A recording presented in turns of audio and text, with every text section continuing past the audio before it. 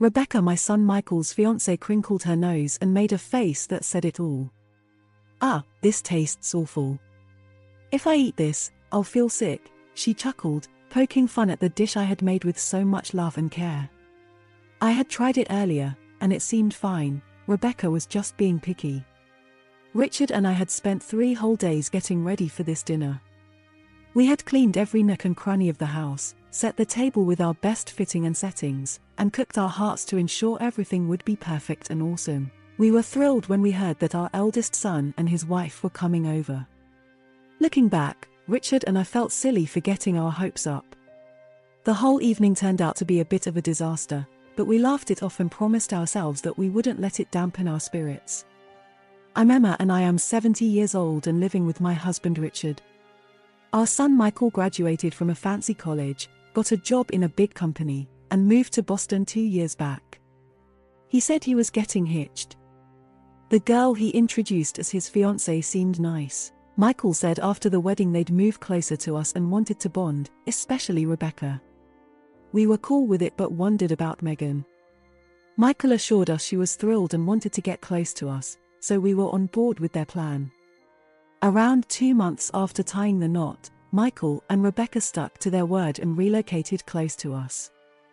We were looking forward to bonding with Michael and getting to know Rebecca better, but reality hit us hard. Michael switched from his main office to a branch in our town, thinking it'd work out fine, but life was more challenging. The issue was Rebecca's spending habits.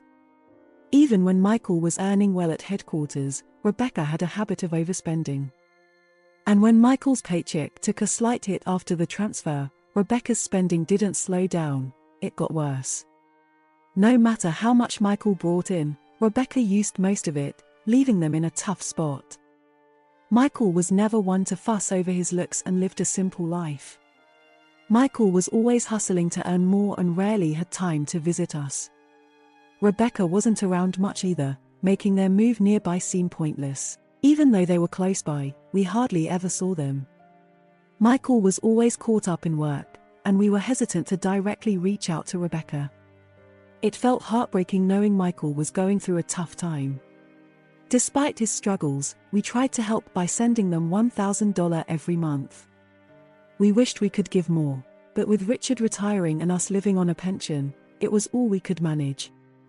Every time we sent money, Michael would express his gratitude, but his voice sounded weary, which pained us deeply. We want to support him as his parents, so we decided to help in any small way we could. On our days off, we'd spend time with him, take him shopping, and treat him to a meal. When Michael and Rebecca were away, we cleaned their house for them. We knew these gestures couldn't solve all of Michael's problems, but doing something felt better than doing nothing. 2 years went by, and Michael's situation didn't improve. Seeing him struggle, we felt compelled to do something. We came up with a plan to invite Michael and Rebecca over for a meal. Knowing Rebecca might not accept a simple dinner invitation, we decided to go all out and prepare a lavish feast to tempt them. When I suggested this to Richard, he hesitated because he wasn't confident in his cooking skills. But he took the initiative and even went out to buy the ingredients. To our delight, the promise of a feast did the trick, and both Michael and Rebecca agreed to come over for 3 days and nights. Richard and I busied ourselves with preparing the meal, while Michael and Rebecca showed up at our doorstep in the afternoon. They appeared to unwind, shedding the stresses of their daily lives. Michael seemed particularly worn out, prompting us to offer him our bedroom to rest. As Michael headed off to rest, Rebecca, seemingly unaware of our cooking efforts, lounged on the sofa engrossed in the TV. Suddenly, she strolled into the kitchen and bluntly questioned, "Why are you putting in so much effort?" Taken aback by her abrupt inquiry, we were unable to respond before she continued, "Seriously, what's the point? Are you enjoying this? If you have spare time, why not find work and make some money? Retirement must be tough, huh?" Her mocking laughter filled the room. I stepped forward. "Isn't it impolite to speak like that when you're invited for a meal? Where's your respect for your in-laws? A little decency wouldn't hurt." Rebecca's face flushed red. "Are you trying to pick a fight with me?" Do you think your words don't sting? I had no intention of starting a confrontation, I simply wanted her to exhibit basic manners. However, seeing her twist my words and become defensive left me speechless. May, apparently satisfied with her outburst, returned to the living room. Richard looked dismayed, but we had dinner preparations to focus on, so we tried to regroup. Suddenly, from the hallway, we heard Rebecca's voice escalating. Why are you always against me? Can't you support me just once? I'm your wife. Alarmed, we hurried out to see what was going on. Rebecca stood by the bedroom door, and Michael, who should have been resting, was there too. Why won't you stand by me? Why are you siding with your parents? Rebecca shouted, clutching Michael's shirt. Sensing the situation spiraling out of control, we intervened. Let's calm down. What's happening here? Richard held Rebecca back, while I approached Michael to understand what was happening. Weary, Michael recounted what had occurred. He had been trying to get some rest in the bedroom after a long day at work but was startled awake by a slamming door. Upon investigating, he found Rebecca in a state of fury. She vented about feeling harassed and labeled me as the problem. Michael was bewildered and overwhelmed by her handed emotions. Rebecca misinterpreted Michael's silence as taking our side, and she began questioning his loyalty as her husband. Michael, still groggy from sleep, struggled to comprehend the situation and felt powerless. Rebecca's anger only escalated upon seeing Michael's confusion, leaving him caught in the middle and visibly drained. I confronted Rebecca, saying, "It's not okay to wake up and yell at your exhausted husband. Do you understand how strange you're acting?" Rebecca, perhaps feeling trapped, mumbled a half-hearted apology, but her eyes showed no remorse. Despite the tension, we gathered around the table for dinner. We had prepared juicy steaks and fresh seafood from the local market, trying to offer the best. Michael seemed to appreciate it, but Rebecca, glancing at the spread, made a sarcastic remark, "Just because you see this doesn't mean I'll overlook the harassment." It was disheartening to hear after all our efforts. Michael tried to lighten the mood with different topics, but Rebecca shut down each attempt with icy comments. I told her, "You need to change your attitude," but she simply ignored me. The TV was off, so I knew she heard me.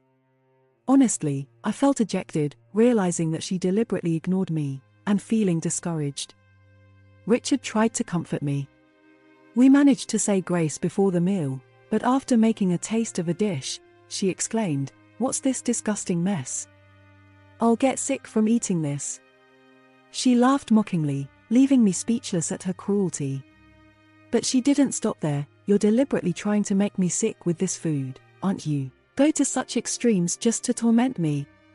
You're truly wicked, mother-in-law." Her words dripped with disdain, causing my hands to tremble with anger. Why must we endure this?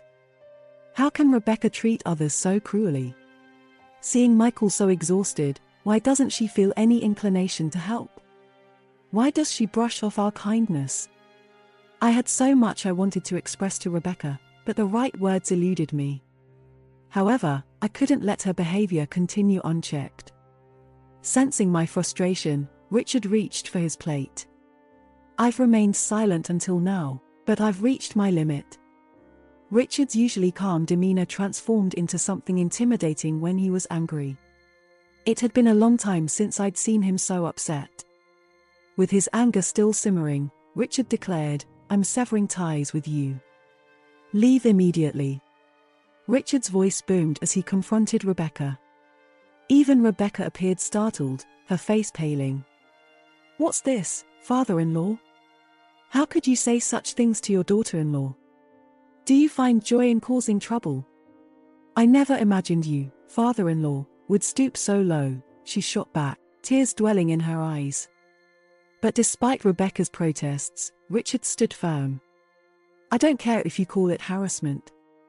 I can't consider you family anymore. Leave." Richard's words made Rebecca realize the severity of the situation. "Fine, I'll go.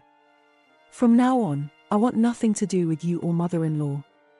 You'll regret this," she declared, packing her belongings and departing. I asked Michael if he wanted to go after her, but he seemed resigned. "It doesn't matter," he muttered, focusing on his meal.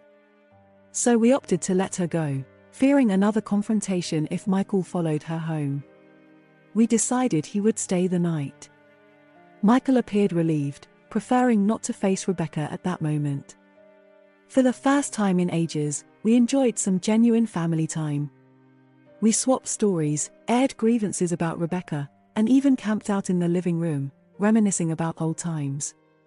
The cramped couch reminded me how much Michael had grown. However, our peace was short-lived. The next morning, the doorbell rang, jolting us awake. As anticipated, it was Rebecca standing in the room. I confirmed it was indeed Rebecca at the door as Michael, Richard, and I debated our next move. The door was pounded loudly. "Mother-in-law. I know you're in there. Where's Michael?" "He's here, isn't he? Let him out." Rebecca's words filled me with dread. Handing Michael over to her now could only make things worse, so we agreed to let Rebecca in and have a conversation. As soon as the door opened, Rebecca barged in, fixing me with a hostile glare. "You think you can steal someone's husband?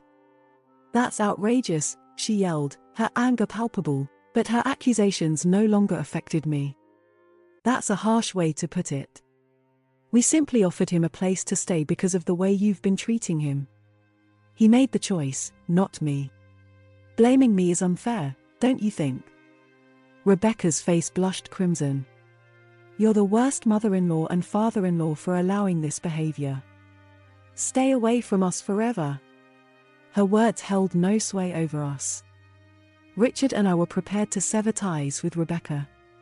Tension hung thick in the air until Michael's words changed everything. "I can't do this anymore. Let's get a divorce." Michael's words stunned Rebecca, her face still flushed with anger. "Divorce? Seriously? You're choosing your parents over me?" Her tone softened, and she pleaded with Michael, her eyes filled with desperation. But Michael stood firm. "A wife who neglects her responsibilities and parties constantly versus my parents who've always been there for me. The choice is obvious."